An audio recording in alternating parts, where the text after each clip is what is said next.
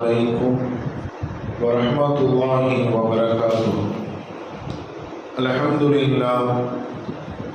لله رب العالمين. الصلاة والسلام على رسوله أشرف الأنبياء والمرسلين وخاتم النبيين محمد رسول الله صلى الله عليه وسلم. எல்லா புகழும் புகழ்ச்சியும் ஏக இறைவனாகிய அல்லாஹ் ஒருவனுக்கே உரித்தாகட்டுமாக. அன்பிற்கும் இறை நேசத்திற்கும் உரித்தான அல்லாஹுவின் நல்லடியார்களே, அருமை நாயகம் ஸல்லல்லாஹு அலைஹி வஸல்லம் அவர்களின் பரக்கத்தும் பாக்கியமும் நிறைந்த உம்மத்துமார்களே, அல்லாஹுவின் அருளால் இன்று 11வது நாள் தராவீகை தொழுதுவிட்டு நாம் எல்லாம் அமர்ந்திருக்கின்றோம். நேற்றோடு 10 நாள் தராவீஹ். ஸல்லல்லாஹு அலைஹி வஸல்லம் அவர்கள் சொல்வார்கள், முதல் 10 நாட்கள் ரஹ்மத்துடைய நாட்கள், அல்லாஹுவினுடைய ரஹ்மத்திற்கு சொந்த நாள்.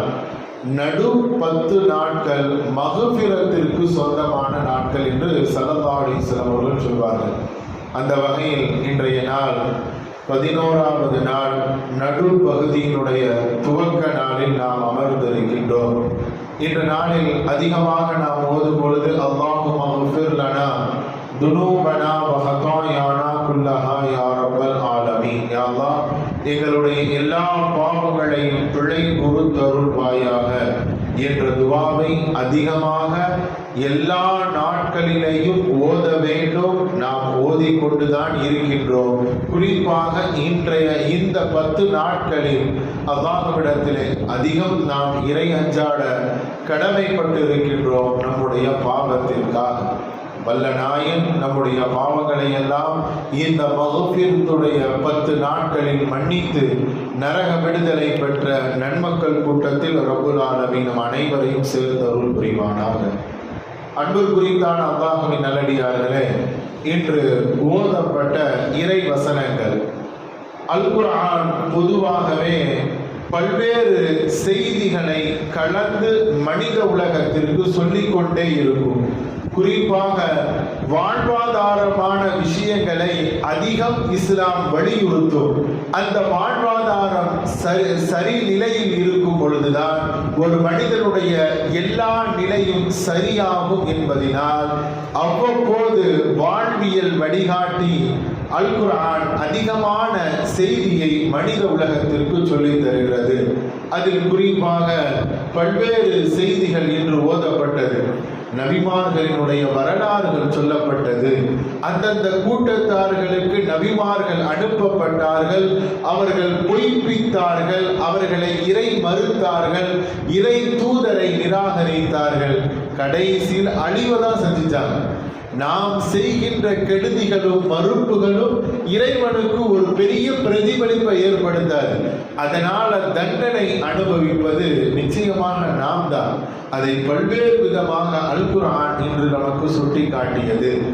சூரத் யூனுஸினுடைய வசனங்களில் நிறைய செய்திகளில் இன்று ஒரு நமக்கு படிப்பினையான ஒரு இறை வசனம், வஅவ்ஹைனா இலா மூஸா வஅஹீஹி அன் தபவ்வா லிகௌமிகுமா பிமிஸ்ர புயூதன் வஜஅலு புயூதகும் கிப்லதன் வஅகீமுஸ் ஸலாத வபஷ்ஷிரில் முஃமினீன் என்ற ஒரு இறை வசனம். அல்லாஹ் ஜல்லஷானஹு வ தஆலா மூசா அலைஹிஸ்ஸலாம் அவர்களுக்கும் அவர்களுடைய சகோதரர் ஆரூன் அலைஹிஸ்ஸலாம் அவர்களுக்கும் அல்லாஹ் வஹி அறிவித்தான். என்ன சொன்னா, நீங்க மிஸ்ர்ல இருந்து வெளியேறிய பிறகு வஜஅலு புயூதகும் கிப்லா, உங்களுடைய வீடுகளையே நீங்கள் என்ன செஞ்சுக்கோங்க, பள்ளி வாசல்களாக கிப்லாவாக நீங்கள் ஆக்கிக் கொள்ளுங்கள். வஅகீமுஸ் ஸலாத, தொழுகையை நிலைநாட்டுங்கள்.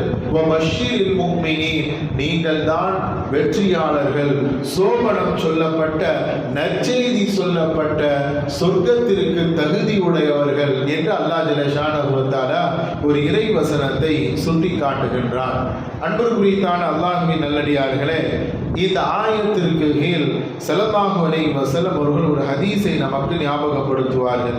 இது வரலாறு என்னவென்று சொன்னால், மூசா அலைஹிஸ்ஸலாம் அலைஹிஸ்ஸலாம் அவர்களும் அவருடைய கூட்டத்தார்களும் என்ன செஞ்சாங்கன்னா மிஸ்ர்ல இருந்து வெளியே வந்து ஒரு வீடு கட்டுமாறு அல்லாஹ் தஆலா உத்தரவிட்டார். அவங்களுக்கு தொழுகை ஆலயங்களையும் நீங்கள் கட்டி கொள்ளுங்கள் என்று அல்லாஹ் சொன்னார். அவங்க நம்மள மாதிரி ஒரு பள்ளிவாசல இறைவனை வணங்குகின்ற ஒரு ஆலயத்தை அவங்களுக்கு தோதுவா கட்டிக்கிட்டாங்க.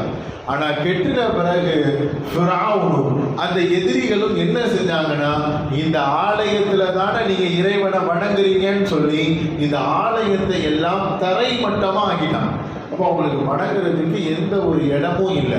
அப்பதான் அல்லாஹ் சொன்னா, வஜஅலு புயூதகும் கிப்லா, உங்களுடைய இல்லங்களையே நீங்கள் பள்ளிவாசல்களாக இறை ஆலயங்களாக நீங்கள் மாற்றிக்கொள்ளுங்கள், அங்கு தொழுகையை நிலைநாட்டுங்கள் என்று அல்லாஹ் உத்தரவிட்டார்.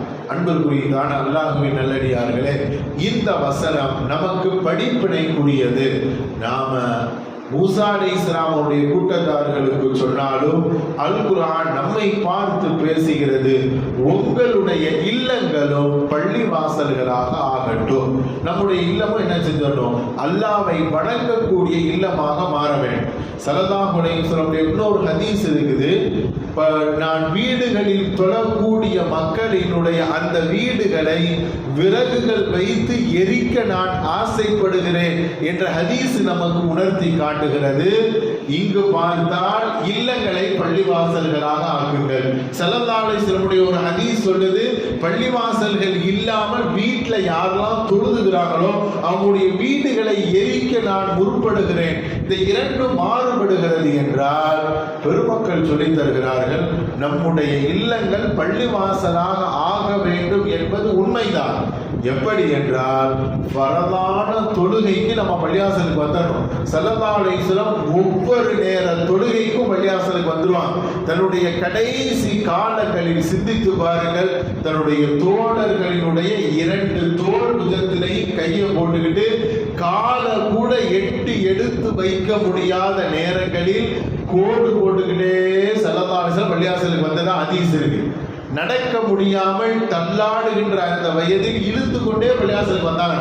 அப்படின்னா அன்பிற்குரித்தான அல்லாஹ்வின் நல்லடியார்களே, இறைவனை வணங்க வேண்டும் என்பதில் எந்த ஆர்வமும் எந்த நெருக்கமும் ஒரு இறை தூதருக்கே இருக்குன்னு சொன்னா, முன்பின் பாவங்கள் மன்னிக்கப்பட்ட ஸல்லல்லாஹு அலைஹி வஸல்லம் அவர்களே அதில் இவ்வளவு பேணுதலா இருக்கிறாங்கன்னா, நாமெல்லாம் நம்முடைய வயதில் கடைசி நிமிடம் வரை பள்ளிவாசல் வந்தா தொழணும். 5 நேர தொழுகையை இமாம் ஜமாத்தோடு தவறாம நம்ம தொழணுங்கிற அந்த உறுதிப்பாடு வர வேண்டும். அப்படியானால் நம்முடைய இல்லங்களை எப்படி பள்ளிவாசல்களாக ஆக்குவது? வாங்கு சொன்னோன்னா சுன்னத்து தொழுகை வீட்டுல தொழணும். ஸல்லல்லாஹு அலைஹி வஸல்லம் வீட்டுல சுன்னத்து தொழுதுட்டு தான் பள்ளிவாசலுக்கு வருவாங்க. ஃபஜர் நேரங்கள்ல எல்லாம் 2 ரக்காத் வீட்டுல தொழுதுட்டு நேரா பிலால் ரலியல்லாஹு அன்ஹு இக்காமத் சொன்ன நேரம் முஸல்லாக்கு வருவாங்க. ஃபர்து தொழுகைக்கு வருவார்கள். சுன்னத்துகளையும் நஃபில்களையும் வீடுகளில் ஸல்லல்லாஹு அலைஹி வஸல்லம் தொழுதுவாங்க. அந்த பழக்கம் நம்மள்ட்ட வரணும். இன்று இதெல்லாம் குறைந்து விட்டது. நவீன காலங்களில் வளருகின்ற இந்த வாழ்க்கை நடைமுறை நம்ம வேற ஏதோ திசையின் பக்கம் நம்ம இழுத்து செல்கிறது. இதனால எல்லா விதத்திலேயும் நஷ்டங்களையும் சோதனைகளையும் நாம தான் அனுபவிச்சிருக்கோம். நம்முடைய இல்லங்கள் பள்ளிவாசல்களாக மாறினால் நாம் அனுபவிக்கின்ற மிகப்பெரிய ஒரு விஷயம், அல்லாஹ்வை நினைவு கூறுகின்ற அந்த இடம் மன நிம்மதிக்கான இடமா மாறிடுது. எப்படி பள்ளிவாசலுக்கு வந்தா நமக்கு மன நிம்மதி கிடைக்கல, அதே மாதிரி நம்முடைய இல்லங்கள் பள்ளிவாசல்களாக மாறினால் நம்முடைய இல்லமும் மன நிம்மதிக்கான இடமாக மாறுகிறது. ஷைத்தான் விரண்டோடுகிறான், அங்கு மன நிம்மதி கிடைக்கு. அதை விட நாம் வீட்டில் தொழும் போது நம்முடைய குழந்தைகளுக்கு நல்ல முன்மாதிரியாக நாம் மாறிவிடுகின்றோம். அவர்களுக்கு அது பயிற்சியாக அமைகின்றது. அதே மாதிரி இல்லங்களில் தொழும் பொழுது இறைவனுக்கு நெருக்கமாக அவர் பார்க்கிறாரு, நம்மளை பார்க்கிறாரு அப்படிங்கிற அந்த சிந்தனை எல்லாம் கடந்து அல்லாஹ்விற்கும் நமக்கும் உண்டான மிகப்பெரிய நெருக்கம் நஃபிலான வணக்கத்தில் கிடைக்கும். அது நம்முடைய இல்லத்தில் நமக்கான தொழுவிடமாக ஆக்கி கொண்டால் நிச்சயமாக இறைவனிடத்திலே ஒரு உயர்ந்த அந்தஸ்தை பெற முடியும். வல்ல நாயன் நம்முடைய இல்லங்களை, குடும்பங்களை இறைவனை நினைவு கூறுகின்றவர்களாகவும், இறைவனை நிறைவு கொன்ற இடங்களாகவும், வீடுகளாகவும் வல்ல நாயன் நம்முடைய வீடுகளை ஆக்கி அருள் புரிவானாக. கடைசி காலம் வரை 5 நேர தொழுகையும் தவறாமல் இமாம் ஜமாத்தோடு தொழுவதற்கு வல்ல நாயன் நம் அனைவருக்கும் நசீபாக்குவானாக. ஆமீன் ஆமீன் யா ரப்பல் ஆலமீன். வாஹிரு தஅவானா அல்ஹம்துலில்லாஹி ரப்பில் ஆலமீன்.